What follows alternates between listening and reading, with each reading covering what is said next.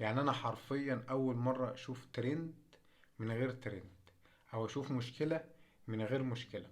يعني ازمة الداعية المحترم عبد الله رشدي مع زوجته أمنية حجازي أو طليقته، مفيش أي مشكلة. يعني أنا اتفرجت على اللقاء كامل بتاع طليقته أو مراته أمنية حجازي عشان أطلع غلطة واحدة للراجل. الراجل ما عملش غلطة واحدة. الراجل كان مراعي ربنا ورسوله فيكي على لسانك. يعني انت بتقولي هو اتجوزني، طيب هو اتجوزك وأنكر الجواز؟ لا.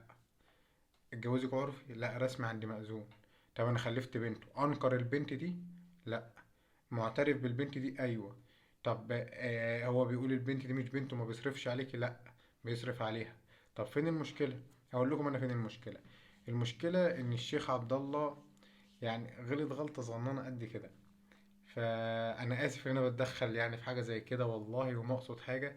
ان هو اتجوز بلوجر او خد كلمه من واحده ست، لان دايما الستات بترجع في كلامها بطريقه فظيعه. فهي أمنية حجازي كانت بلوجر وبتصور حياتها الشخصية وبتعلن على السوشيال ميديا. فهي راجل عايز يحتفظ بخصوصيته، مش عايز يطلع على السوشيال ميديا. فهي طالعة مصرة اللي هو لازم يطلع يعلن على السوشيال ميديا. الراجل محرج ان هو اتجوز بلوجر ومش عايز يطلع يعلن على السوشيال ميديا. راجل شيخ، حد يجيب له صورتك قبل ما تلبسي الزي الشرعي او الكلام ده، ويبقى الموضوع محرج ليه. فهو الراجل اختار اللي هو يغطي على الموضوع. ومش مش بس كده، وكان برضو كان متزوج من سيدة فاضلة رحمة الله عليها.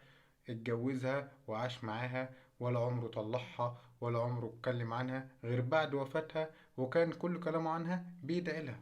فالراجل مختصر حياته الشخصية وشرط عليكي ان انتي ولا تعلني على السوشيال ميديا ولا الكلام ده كله. وده حقه، حقه، خصوصيته، دي خصوصيته. مش شرط ان هو لما يطلع يتجوز يطلع يعلن على السوشيال ميديا، لما يخلف يطلع يعلن على السوشيال ميديا. لا، هو الراجل حر، ليه حقه، حقه ان هو يحتفظ بخصوصيته. ودي حق اي راجل، وده اي راجل محترم محترم لازم يحافظ على اهل بيته وما يطلعهمش على السوشيال ميديا.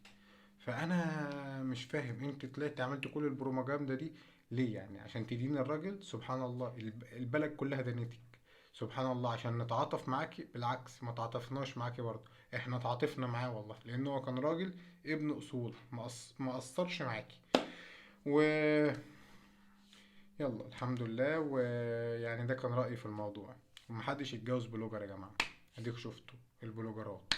السلام عليكم.